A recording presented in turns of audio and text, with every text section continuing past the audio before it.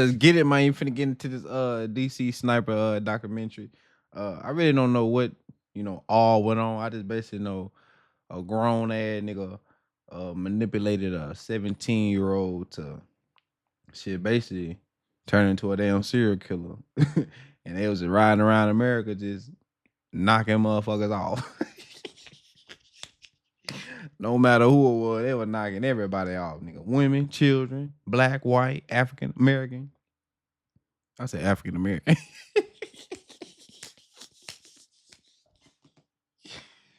Oh man, I'm joked out, man. Let's go ahead and get into it, man. Let's see what all went down with this crazy ass nigga, man. 15 dead, 23 wounded, shot with planning and precision, without conscience or prejudice, shooting at random, irrespective of race or gender.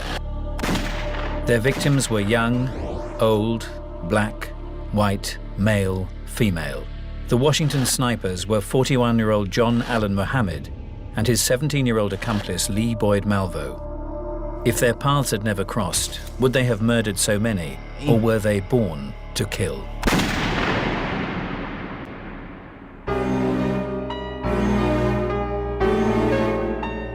I don't know if I should be dancing or not. Like, this is serious. DC Sniper, man, they were knocking everybody. I'm like, yeah, this nigga just want to go around just killing motherfuckers. That's the devil, bro. You know the devil real. You gotta be one of them Muhammad's, son.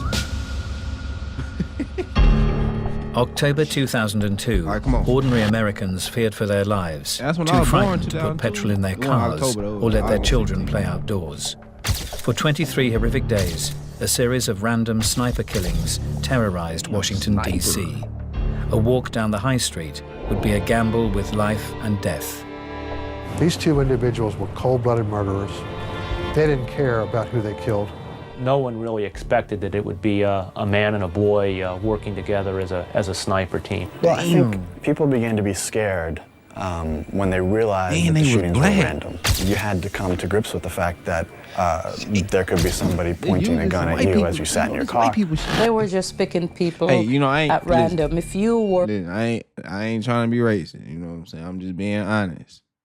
You know what I'm saying? We typically, fucking kill each other, which is crazy. But, you know what I'm saying? Just going around just killing people on a random, that's y'all. Shoot up the school. You know what I'm saying? My fault. I'm just gonna play the video, my bad. Out there where they could get to you, you were gone. That's crazy.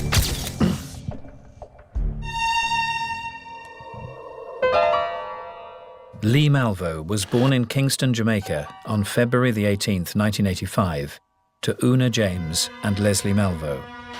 His childhood was not always a happy one. Okay, so this, Dewey Cornell was Malvo's court-appointed psychologist. He's from Jamaica. He spent 53 hours with Malvo, trying to understand his motivation. In many ways, Lee's childhood was sort of the perfect storm for what was to come. He was treated very abusively by his mother, who insisted that he obey her. She would beat him if he was disrespectful, if he didn't do a good job washing the dishes, if he didn't do his chores. Then she left him. And she left him repeatedly to take jobs in other places, and would come in, move him to a new place when that place wasn't working out or when they hadn't paid the bills, and then she would disappear again. And each time this happened, he had a mixture of sort of distress and anger and resentment. He threatened to kill himself to try to convince her to stay with him. And throughout his childhood, teachers and neighbors, people observed how much this little boy seemed to want to glom on to a father figure. But still don't give you the right to go around. Malvo's partner in crime was 24 years his senior. Born in New Orleans, John Williams changed his name. God damn. The motherfucking Louisiana. It's always these crazy ass Louisiana niggas. God damn. New Orleans. Man, god damn. Boy. You niggas, man, can't catch a break, huh? Muhammad when he converted to Islam in the mid-80s. Washington Times reporter John Ward recalls the details of Mohammed's mysterious childhood, which were mentioned briefly at the trial. He was very affected by his mother dying when he was very young, and he was also picked on a lot as a kid by relatives. And I think he went through his entire life feeling like he was never recognized for his potential, he was never recognized for his talent, and he could have been something a lot greater than he turned out to be. God, nigga, took your ass to the military. Shit, they John married Mildred, his second wife, in 1988. Together they had 3 children. FBI or something. Those who knew him felt that he was a good father. Mechanic Robert Holmes met John in 1985 during their stints in the Army at Fort Lewis. Look at his ass. Everybody thought it was the perfect family, you know. And she came up here, they ended up getting married. Then little John was born, and subsequently 2 daughters afterwards. But I mean, he was always a little bit of a womanizer, but at the same time, he took care of his family. I'd say he was a disciplinarian, same way as I am with my child. I mean, but it wasn't like abusive, strict. It was more nurturing, you know. I never saw John yell at his children. If there was something that was that he didn't feel they had done right, he would talk to them, you know. And so it wasn't like, here you go. It wasn't like a scream or anything. I never saw him do that with his children. I don't give a fuck what you One never person saw, who nigga. also witnessed firsthand saw the this love nigga John kill expressed nigga. for his Murder. children was Jerry O'Neill, his local barber, for over 11 Look years. what you talking about. John never raised his voice at the kids while they were in the shop. Here we go. They were always mannerable. They sit. Okay, but let's talk about what John did do. What did John do? John killed a lot of innocent people. Fuck what you talking about, what he did with his kid. Let's talk about what he did. Let's talk about what you did see. I know you did see that shit on the news of them reporting them dead bodies. Fuck what y'all talking about. Oh, John, I never seen John raise his voice at his kids. Man, shut the fuck up. He would speak to them. They say, yes, sir. No, sir. I bet they did. Yes, ma'am. No, ma'am. Mildred was a strong woman, too. I saw more of her influence on her family than John. Like I said, John was quiet. He'd come in. Mildred wanted his hair a certain way, and that was it. For most of their married life, John was a combat engineer in the National Guard. When he was away, he desperately missed his children. Okay, so he wasn't. He didn't like being in the military. It was something that he had committed himself to doing. And at the time, I think it provided a living for him and his family, and that's what he did. He learned how to fire a weapon. He was highly trained in sniper tactics. His experience in the Gulf, we don't know exactly what that did to him, but again, there was talk of neurological damage from chemicals, and his wife, when he came back from the Gulf, said that she noticed a change in him, that he became angrier and darker. Being neglected as a child. On leaving the military, John began to feel bitter towards his country and the army. That hurt even worse. This would eventually turn into angry resentment towards his wife. There was a point when he changed. You know, I mean, like I said, he looked the same. He was always pretty much the same with me, but there was just something about him that just wasn't John, you know. And John Mohammed was becoming increasingly unpredictable, charming one minute, menacing the next. The John his friends knew was different to the John his wife Mildred feared. Yeah, I bet it was. she said she was scared of John. I remember she told me one time that John had threatened to kill her. And I said, do you really think that John, she says, I know that if John gets the opportunity, he would kill me. But she was afraid of him. She was definitely afraid of him. Eventually, things got to a breaking point, and the couple separated. What the fuck? He had trouble with his marriage. Then you gonna question her like, nigga, he took his kids away she ain't from gonna his make this shit ex-wife. He was very angry about her leaving him, even though he was not faithful to her. And so his kids, I think, were increasingly the only thing in his life that meant anything and that gave him meaning. So eventually he took them to the Caribbean with him unlawfully and started making money by producing fake documents for people down there. It was in the Caribbean in October 2000 that a lonely Lee Malvo would find the father figure he'd long been searching for. Lee Malvo's mother was desperate to move to the United States. She was willing to do anything. She would even sacrifice her only son. For $3,000, John could provide anyone with all the necessary visas and work permits. When John Muhammad came along, John Muhammad seemed to him like the perfect father, because John Muhammad was a man whom he saw was taking care of his own 3 children, who was a single parent, who seemed to Lee very dedicated to his children, very dedicated to their welfare. And John Muhammad treated Lee with a kind of respect and honesty, he thought, that no one else did. John's powerful influence would eventually change Malvo's life forever. He was really dangerous because he's the kind of guy you would never suspect of being dangerous.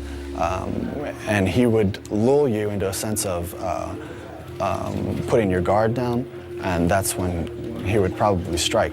He was not stupid. He was pretty intelligent, just dangerous enough.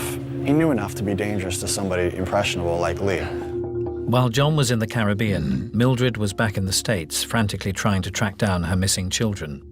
The authorities located John, the children were forcibly removed, and a date for a custody hearing was set for the 4th of September 2001. You can hear for the first time on film the audio tapes from that hearing. Good morning, please be seated. Sir, if you'd raise your right hand, ma'am. Do you both solemnly swear or affirm that any testimony you're about to provide will be the truth, the whole truth, and nothing but the truth? Yes, sir. Yes, sir. Sir, what is your name? Sir, my legal name is John Alvin Muhammad. Sir, what is your date of birth? December 31st, 1960. And he thought that he was going to be able to go into court and present his side. But when he got there, they told him that they weren't there to hear anything he had to say. The only purpose was to return the children to the custody of their mother. John wasn't given the chance to persuade the judge he should be allowed to look after his children. Can you please tell me what's going on? There is a parenting plan that was entered by the court on October 6, 2000, last year. I was not aware of it. So the children was never missing? According to the court's order, they're going with mother. Are you telling me the reason why I don't have my children and won't be able to keep my children because I don't have the proper paperwork yet? The orders have said that mother has sole residential placement, care, and custody of the children. Nigga, you ain't gonna get your kids because you crazy, boy. He was like, he wasn't angry because, I never saw John get angry, like the kind of stuff where he's throwing stuff, but it was more almost like a depression type deal, control. Keep talking about, but he was upset I about never it, saw. Nigga. You do have an opportunity to express your side of the story for the court to hear it. All right? And until that is done, I'm not able to see my children. Your visitation is suspended. Damn. The outcome of the court hearing left John reeling. He couldn't accept that he wouldn't be allowed to see his children again. Unable to understand the judge's decision, he sought further legal advice. He turned to family lawyer John Mills, who agreed to take on his case. And he was a very normal, concerned father who was disturbed by what had gone on in court, didn't understand what had gone on in court. But once I explained that to him, he was perfectly willing to, as I say, work within the system, expecting that we could get it all straightened out again and organized again. The effects of this decision would not only change John's life, but also 23 other lives. So he found himself at his lowest point in his life because his children were very dear to him, and he was a loving father. He was a doting father. And it's sad that the dozens of people would die and their lives would be destroyed and their families' lives would be destroyed. And that's probably what pushed him over the edge. Losing custody of his children completely devastated John. It made him angry and depressed. In Lee Malvo, John saw someone that lacked a father figure, someone he could teach and mold, someone he could ultimately turn into a killing machine. John vowed revenge on his ex-wife, but just how far would he be willing to go? A sniper, or possibly a team of snipers, was stalking the people of Montgomery County. So right away, we had to put all our assets out. We had to put them out immediately, and we had to go with a quick plan. SWAT teams were deployed throughout the area. God damn. We were going to engage this guy, that he was pulling us along, and we were going to end up in a hot confrontation with him. While police marksmen waited for a possible shootout, other snipers helped with the investigation. We sent out our trained snipers to go to each location to come back and report what they believe happened in these locations. The locations were all in public places. Undercover cops flooded similar areas, hoping to catch the killer in the act. At each crime scene, the detectives faced the same nagging question. Where could someone with a rifle have hidden? There is no forest or woodland. There is no cover. And for no lookouts to come out, we realized that maybe a vehicle could be involved. The one and only lead police had so far seemed to support this theory. We had a witness who had seen a white panel truck in the area where the victim up at Leisure World had been. Apparently this witness had heard the shot, turned around and saw that white panel truck. Suddenly, it seemed as if white vans and panel trucks were everywhere. Police knew they would find more clues in the bodies of the victims. There were now 5 corpses at the coroner's office. The autopsies could provide crucial evidence. We had to look at if there was any elevation, which would lead us to believe they were taking these shots from rooftops. And we also needed to know what type of damage occurred to these victims on that day. But even before the forensics could be completed, another panicked call came in. 911 emergency. Yeah, we got just shot out here. That night, Pascal Charlot, an elderly Haitian immigrant, was gunned down while crossing the road. Yeah. He was just over the Montgomery County border in Washington, D.C. I went to the scene on that, and it kind of led me to believe, like, maybe they saw that this individual was in Washington, D.C., and they wanted to extend the killing field to another location within the metropolitan area. On October the 4th, 2002, Washington, D.C. area residents awoke to a new reality. Pumping gas, going outside, you're much more aware of what's going on around you. The fear was palpable. There was just I this sense of I wouldn't step foot outside. As people went about doing their work. 6 innocent people had been gunned down in less than 48 hours. Shit. Police had no suspects, no motive, and very few leads. They don't know what's going on. Now, everyone felt like a target. When people went to put gas in their car, they would bob and weave. People walked down the street, they wouldn't walk in a straight line. Montgomery County Police Chief Charles Moose selected his most experienced detective to lead the investigation, Barney Forsyth. The chief, of course, asked me, he says, what's the link? And I said, Chief, at this point, we don't see a link. And so that's the commonality, is that there is no link. And of course, that's one of the most difficult type of cases to deal with.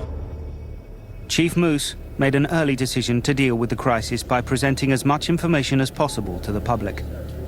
They still all appear to be random victims, don't appear to be anyone's enemy, don't appear to be involved in anything coordinated, just simply random targets. That's crazy. Schools went into lockdown, with armed guards out front. Helicopters were everywhere. Meanwhile, the autopsy results showed a consistent pattern. Analysis of the bullets indicated that they came from a long-range rifle, possibly a Bushmaster. These rifles that are military rifles, they're built to kill. They're not built just to hurt somebody, they're built to kill them. It goes in small and then it gets wider as it goes through. So what you end up with is that all those organs that are in that range of that cone get injured, whether they get hit directly by the bullet or not. The Federal Bureau of Alcohol, Tobacco and Firearms is the main national agency that deals with gun-related crime in the United States. Its ballistics lab ran a trajectory analysis. We looked at the different rounds, the way the round hit the victim, and that helped us figure out where the shot may have been taken from. The shots were not coming from rooftops. Somehow, the killer was finding a way to hide in public places. Investigators began to believe that the sniper was shooting from a vehicle, which led to a theory that a pair of shooters might be involved. Yes, for the purposes of shooting, you want to have room available so you can have some mobility, and that means when you're behind the wheel, you don't have that kind of mobility. The idea that the armed sniper was hiding in a vehicle spread fear like wildfire. Washington area residents were already on edge. It was just a year since the 9/11 attacks, and there had also been an anthrax scare during which 5 people had lost their So lives they thinking it's and like, 17 man, they had been thinking infected. this nigga is. Well, he Now, is from Jamaica. they faced the possibility that a team of But they probably think terrorists this was nigga hunting them down. Iran The or Washington Post on the front page says snipers and Al Qaeda. Those questions were being publicly asked. On the afternoon of October the 4th, the niggas. sniper changed tactics. He moved south Well, of one Washington. Jamaican and a nigga, a young Stop nigga. 2911, what's your emergency? We've had a lady shot in our parking One lot. po This is nigga Michaels baby. in Fredericksburg. Caroline Sewell was gunned down in Virginia as she loaded craft supplies into her minivan. Get away from the window. I'm sorry. Where's the person at? She's laying in the parking lot, sir. Shit. While lying on the pavement, Man, where Caroline is, prayed that she could live for her 2 DoorDash children. when you need it. Say that again, honey. She's laying on the ground between our store and Michael's. If she Straight is moving her arm, DoorDash. there's a lady standing over. There's a lady standing with her. She would become the first survivor of the sniper's long-range bullets. This was the second shooting incident at a branch of the craft store. Investigators immediately seized on a link that could lead to the killer.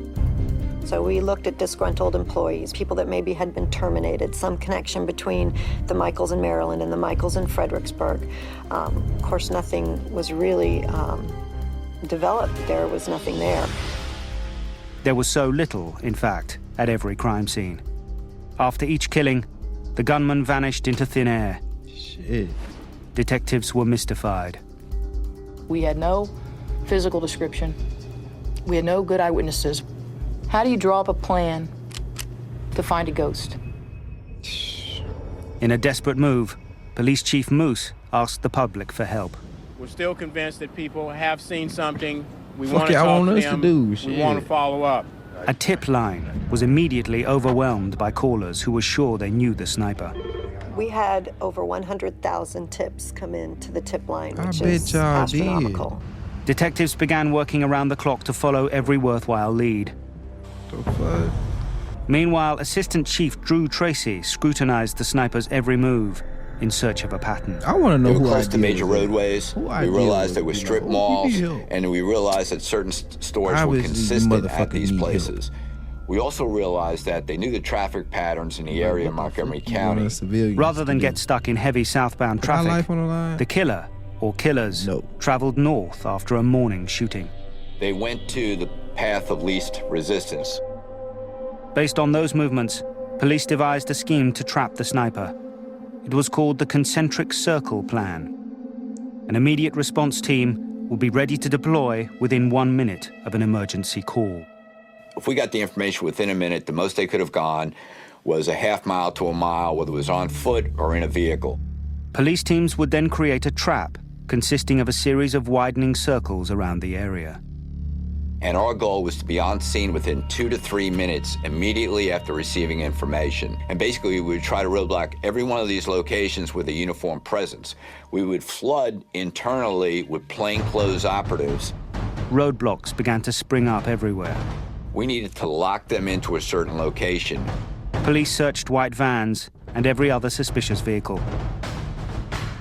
One of the biggest manhunts in U.S. history was underway. They had the nigga out in And the yet, white beater like, yeah, the sniper nigga, seemed to stay one step probably going ahead, around doing this shit. slipping away after every shooting. We would get ourselves just about where we thought we had things under control when something would happen in another jurisdiction. The high kill rate suggested a particular kind of suspect. We were dealing with a trained individual. Hunters have this expertise. Military has this expertise. Trained law enforcement would have this expertise. Based on the tight cluster of shootings on the first 2 days, police had been looking for suspects in that part of Montgomery County. But the Caroline Sewell case in Fredericksburg, Virginia, had expanded the attack zone tenfold. The killer could be anywhere, and as the weekend approached, an entire region held its breath. Man, shit What would crazy. be next? The killer might not be a local resident, as they had first I suspected. wouldn't know what to do. The safety of think. school children was of particular concern. I had 3 I young be shitting children. every I day. ran them through parking lots. I made them go down on the Shitting floorboard 3 of the times car a when I day. got gas. Throughout the weekend, school and police officials debated whether or not schools should Oh, that close. shit crazy. It was decided that schools would remain open, but the pupils would stay indoors. I had my kids telling me, Mom, you have to go to work, you have to go to work till you catch them. We need to go back out for recess. So, you know, it's a different perspective, but it was all that you could think about. I teach my kids ABC. So far, none of the shootings had happened near schools. 2 + 2, 2 times but that was 2, about to change. 2, motherfucker. 13-year-old Iron Brown had been kicked off his school bus the week before. He'd gotten in trouble for eating candy on the bus, and his aunt had to take him to school. Iron's aunt dropped him off at school an hour early because she had to get to work. News of the Snipper shooting was constantly on the radio. No incidents, no activities at the school. Very safe day for young people. She turns around and there he is lying on the ground, bleeding. Iron Brown was really losing consciousness in the car. See, that's what I'm His saying. aunt was a nurse. She was trained. That's why I and said she called the screw you. hospital ahead of time, and she was racing through traffic. And she kept saying to him, hang in there, I love you. When I first saw Iron, he was trying to die, and I wasn't sure whether we were going to be able to turn that around or not. Man, that's crazy. You driving off a nigga to snipe your son. This is our home. This is our community. bitches, you We crazy. took an oath to protect and serve. And these guys come in and make a mockery. Fear. You see the looks of people out here. It's just uncontrolled fear right now. Once that child had been shot in our neighboring county of Prince George's, it was like things had escalated, and as bad as they were, and we didn't think they could get much worse, they did get worse. We truthfully are a bit nervous about just standing still. Like now, I'm standing here with you, and you know, I'm kind of looking around because I'm thinking, really, should I stand here? I mean, I've got a car behind me and a building over behind you, and so there is some protection, if you will, but again, you don't know. Nobody was safe, and I think people had a pretty good grasp of that. I mean, you're supposed to feel safe when you're right in front of the school. If somebody gets shot, you gotta get rushed to the hospital. It's kind of scary. Damn, nigga, how old you is, boy? And there's no sense you can put to this. I mean, it's just a random act of violence in the most serene neighborhood you can possibly have. We were pressed more and more. Well, In fact, Carlton, my we own know. wife We know started this, to Carlton. not believe me, saying, you know, are our kids safe? And I couldn't answer that because I didn't know. Especially Ever my since kid, a everything baby. started, I haven't been allowed to go anywhere. I've been in my house. They just cancel the games. Wait a second. If my kid was in first, second, third, fourth, even in high school, I don't give a damn, nigga. What can't I teach my kid that the school is gonna teach my kid? No. Homeschool. Okay? You gonna sit your ass right here. You know what I'm saying? Till I get off work. Your mama gonna watch you. Shit. Fuck. And ABC 1, 2, 3 hook on phonics. Let's get it. This is a grown-up softball league. Mm-hmm. You're adults. Mm-hmm. They've canceled that too? Yes. Why? For the safety of us. We talked about wherever you are, whatever you're doing when you're coming to school, coming off the bus, look around. Look around. And I've been doing that at service stations and all kinds of things, everywhere I go. Parents felt like their children weren't safe, and they weren't. No one knew who would be shot next. No, they generally take the bus right in front of the door, but since the sniper is around, we don't know what's going on. I have to take them to school myself. We have to go on. School. We can't keep our kids away from their education just because of this. Because we all need fresh air and the shades are down. And I'd go to my friend's house, but really I'm not allowed outside anymore. Hopefully, this craziness stops today. Knowing the full effect of these events on the community he'd vowed to protect, I wonder how they the pressure began to mount for Chief Moose. Stepping over the line, shooting a kid. I guess it's getting to be really, really personal now. Many were startled to see the police chief cry, but those close to the investigation understood. The police felt as though they were failing the community, as they were unable to stop this elusive and ruthless killer. God damn it, man. During 5 days in October 2002, there had been 7 shooting incidents in the Washington, D.C. area. Man. They had all involved a single round from a high-powered rifle. The local police force seemed unable to put a stop to the shooting spree. However, the FBI brought in greater resources to search for the serial killer. a $200,000 reward was offered for information leading to an arrest. Forensic walk, stepping slowly, shoulder to shoulder through the area. And two of them discovered what they thought looked like a flattened out area in the shrubs where maybe somebody had been laying, and they pursued that area much more intensely and with a metal rake found the shell casing. They also found a pen barrel with the ink cartridge removed. It was sent to a forensic lab to check it for DNA. But the biggest find of the day was a mysterious tarot card. And it said, "For you, Mr. Police, code, call me God, do not release to the press." So they were using the code, call me God. It was almost like a calling card saying that it's us again and we did it. At that point in time, they did not ask for anything, and that's a scary situation. The suspects made it very clear that they did not want the media notified with regard to this. The task force wanted to honor the killer's request in order to establish communication, but the media were everywhere. No secret was safe. But that don't even make sense. Police were determined to keep the tarot card evidence away from the press. Fuck, this nigga is The next don't kill day, the niggas tarot regardless. card information was leaked, and it pretty much made the front page of the Washington Post. This is the kind of reporting that, while I understand wanting to get a big story, can be very devastating to a case. While the investigation seemed stalled, there was a spot of good news. We have been taking care of a young man. Iron Brown, the 13-year-old shot at school that morning, was going to live. Shell casings from his shooting strongly suggested that a Bushmaster rifle had been used, a weapon that could be lethal in the hands of somebody with little training. Thank you, Chief. Sorry to keep everyone waiting tonight. I talked about that you don't have to have a military training or be an expert marksman with this gun. The investigators had to be careful about information released to the media. At one stage, Mike Bouchard had noted that all the victims had been shot in the torso. Dean Myers was a civil engineer who had been decorated for service in Vietnam. He was on his way from Virginia to Maryland. He was leaving work, and he just stopped to get gas because he had a long ride home back to Gaithersburg. And he got out of the car, and he's pumping gas. A .223 caliber bullet ripped through his skull. Damn. It was October the 9th. If you get a bullet wound like that to the head, it doesn't matter what you do, you're dead. There's nothing we can do. 2 days later, Ken Bridges was killed, also at a petrol station in Virginia. On October the 14th, the sniper struck again in Virginia.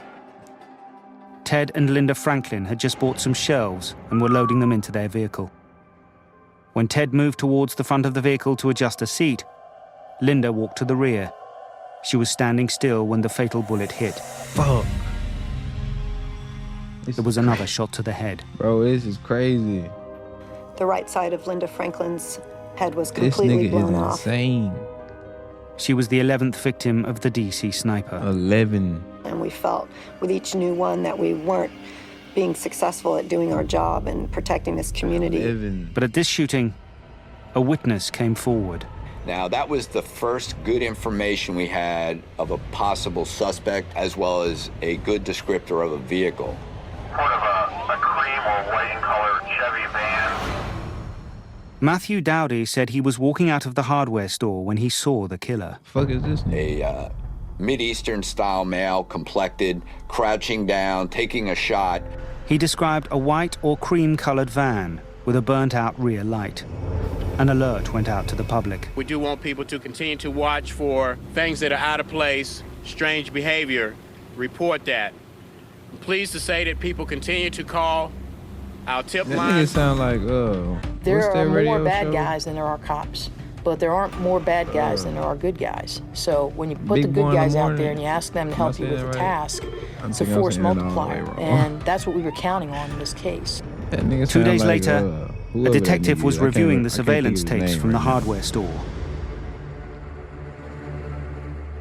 At 9:21 p.m., Dowdy appeared on the in-store security videotape, 3 minutes after the shooting. When they realized that this was a false lookout and that false suspect information. The eyewitness turned out to be a hoax, just someone looking for media attention. 2 weeks after the shooting began, the investigators were back to square one. Man, niggas just all the wanna possible be suspects seen. from the surveillance tape recorded during Linda Franklin's shooting were eliminated. Sleep-deprived and frustrated, the investigators knew that to catch the sniper, they'd have to work even harder. You just couldn't walk away from the case. I didn't want to go off shift. You know, your bosses had to send you home. Get your sleep, you're gonna have to come back tomorrow, it's a new day. And you'd go home, and on your way home, there was another shooting incident just around the corner. Before this case, Barney Forsyth had been planning to retire from the police force, but those plans were now on hold. It would have been very difficult for me to walk out the door and turn this over to somebody else. Then a lead came from an unexpected place. Tacoma in the state of Washington, on the other side of the country. Again, we encourage everyone to call. Don't assume we have your information. Do not assume that the information you have is no good. As Robert Holmes watched the coverage of the DC sniper shootings, he had an alarming revelation. He somehow has this gut feeling that his friend John Muhammad is behind this. John Muhammad had been his buddy in the army. He owned a long-range rifle, just like the one shown in the news reports. And here was the clincher. John had an estranged wife who had taken custody of their children and moved to the Washington, D.C. area. So he calls the tip line, and his tip gets completely lost. Ironically, the sniper wanted to talk to the task force too, but he also had trouble getting through. Braxton City Police, love calls to signs recorded. Good morning. Don't say anything, just listen. Where are the people that are causing the killing in your area? Look on the terror card. It says, call me God. Sir, anything Get your for you people- to that Montgomery County Police hotline. We're not investigating a crime. You like the number? Further dumb complicating bitch. the situation, I'm sorry. other callers were also taking credit But, for the man, crimes. what? The real sniper got lost in the Not shuffle. investigating the They crime. got desperate You know, for get somebody law on the enforcement get somebody on the phone to who he accept is. that they were the killers when they called. So they brought up a shooting in Montgomery, Alabama, and asked us to look into that shooting. What? It was you gotta believe me. This is a serious. I'm the sniper, and here's how you can tell I'm the sniper. I immediately called Montgomery, Alabama, and I asked if anyone handled a situation at an What's he talking ABC about? store, and he said yes, we had a I robbery, would've hung up homicide. too. Shit. The liquor store shooting was unsolved, and the gun used in the crime was not a Bushmaster. The DC sniper didn't rob his victims. There didn't seem to be a connection. On October the 19th, Jeff and Stephanie Hopper were driving to their home in Florida.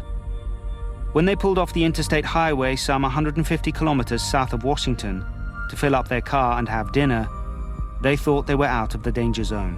They were walking out of the Ponderosa restaurant together after a nice dinner, and they were holding hands. They heard a gun report. It took a moment before Jeff realized he had been shot in the abdomen. Damn. His wife struggled to unlock her cell phone to call for help.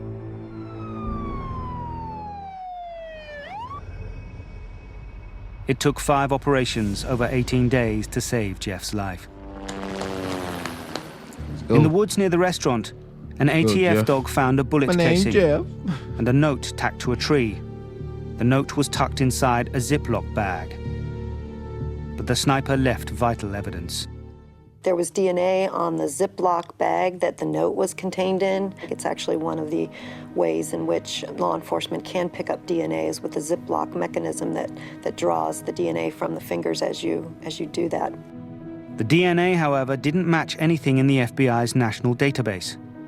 However, the note was intriguing. For you, Mr. Police, call me God. And then it went on to make demands, very specific demands of what was expected of law enforcement to make the killings end. The sniper wanted $10 million deposited in a bank account. Once I heard that they were looking for really an exorbitant amount of money, I really felt very confident that we were going to get them. The sniper also wrote that at 6 a.m. he would call the restaurant where Jeffrey Hopper had been shot. We missed the time cutoff because of the DNA analysis. So Chief Moose went out with a very specific communication in a press conference following the discovery of what was on the note. To the person who left us a message at the Ponderosa last night, we do want to talk to you. call us at the number you provided. Thank you. On the morning of October the 21st, the call came. Finally, the police and the sniper were in direct contact. Is this the Ponderosa? Who is this? Don't say anything. Just listen. The voice on the phone told the police to follow the demands from the note, or more people would be killed. They were to tell the press that the sniper had been caught like a duck in a noose. It ended with a chilling warning. P.S. Your children are not safe.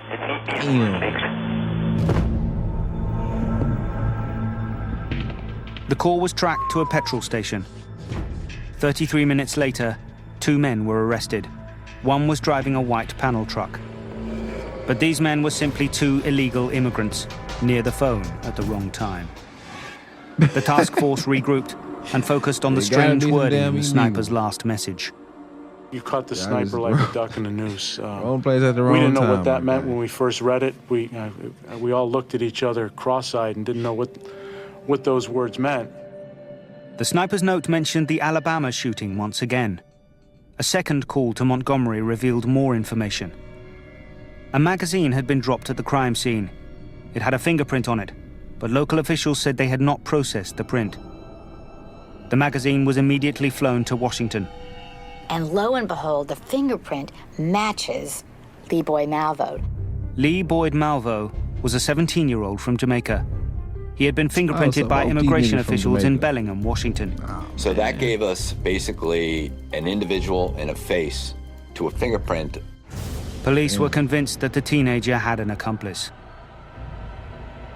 If we could just have 24 hours with this information before the media gets a hold of it, that we could catch them. But if this were to leak, they would be in the wind and probably not surface for a very long time.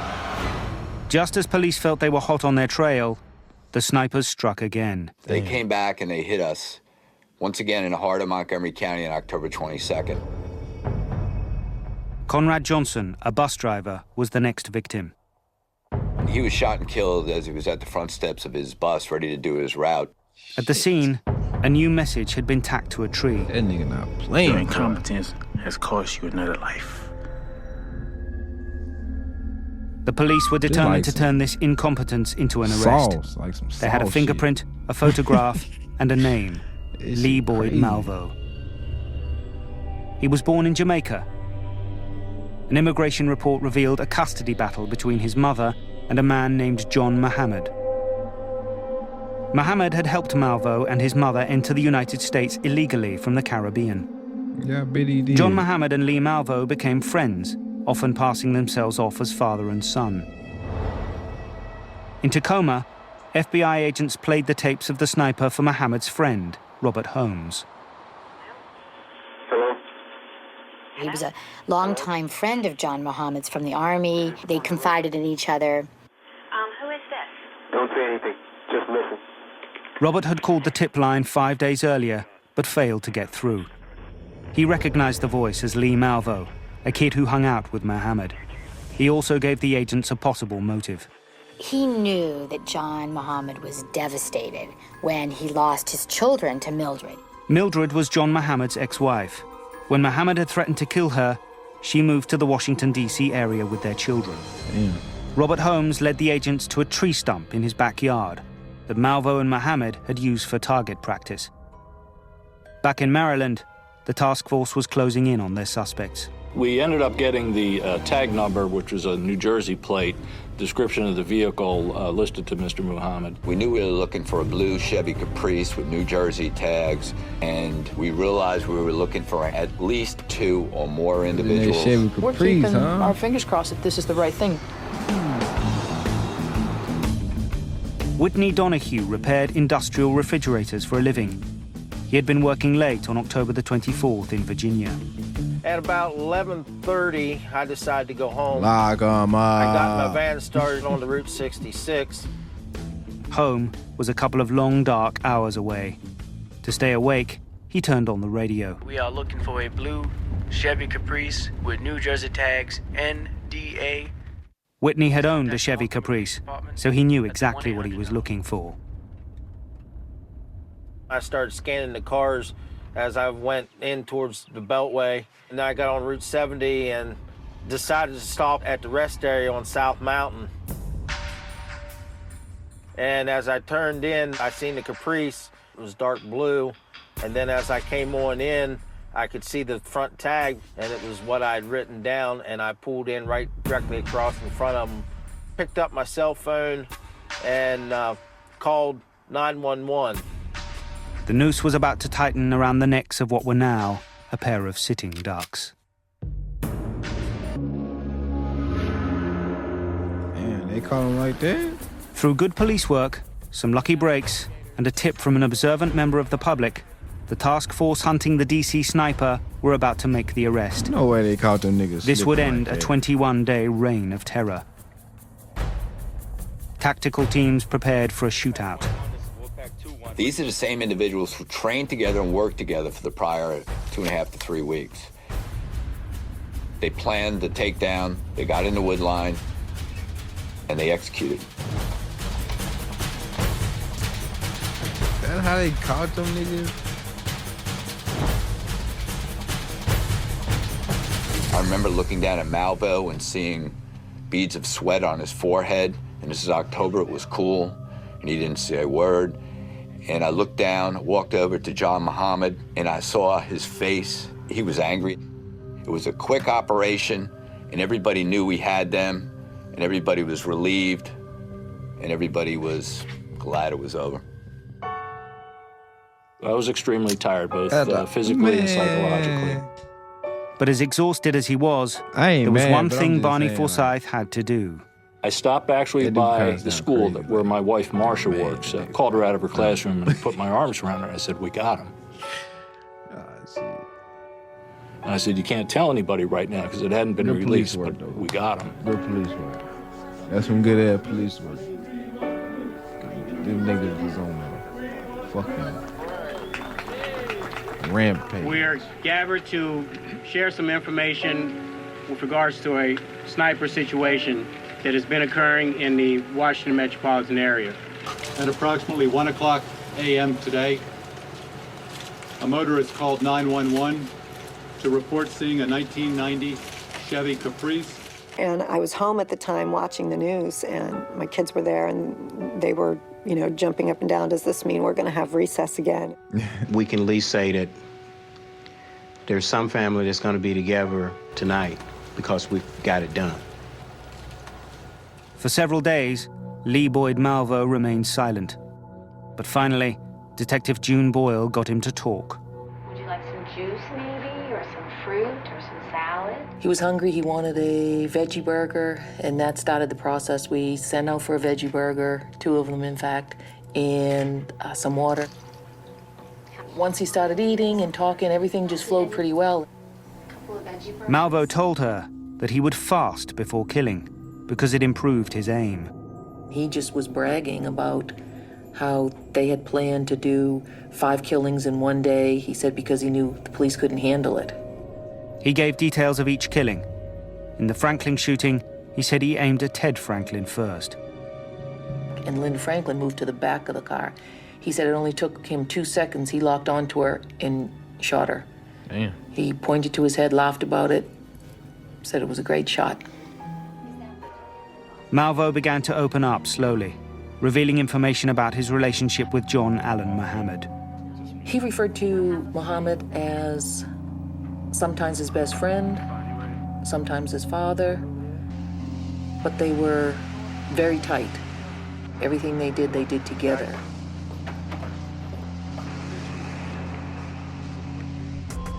He and John Muhammad trained shooting out in the state of Washington, and he talked about that. They would shoot. He said we taught each other everything.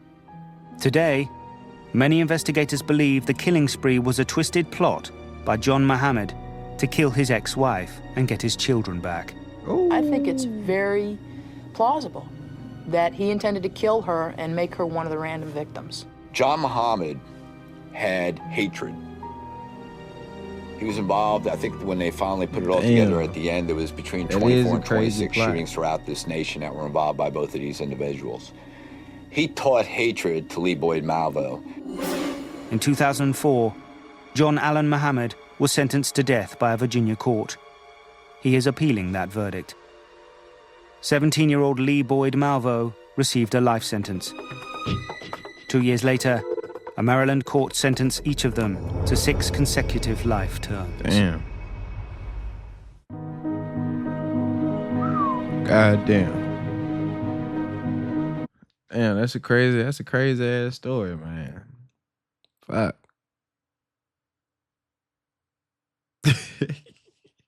This shit was crazy. These niggas is going around just killing motherfuckers, huh? Just going around just sniping niggas in the car, huh?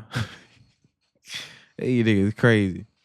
Yo, man, we're gonna be back with another one, man. Go and hit that subscribe button for me, man. Drop a like, drop a comment, man. We're gonna be back with another one.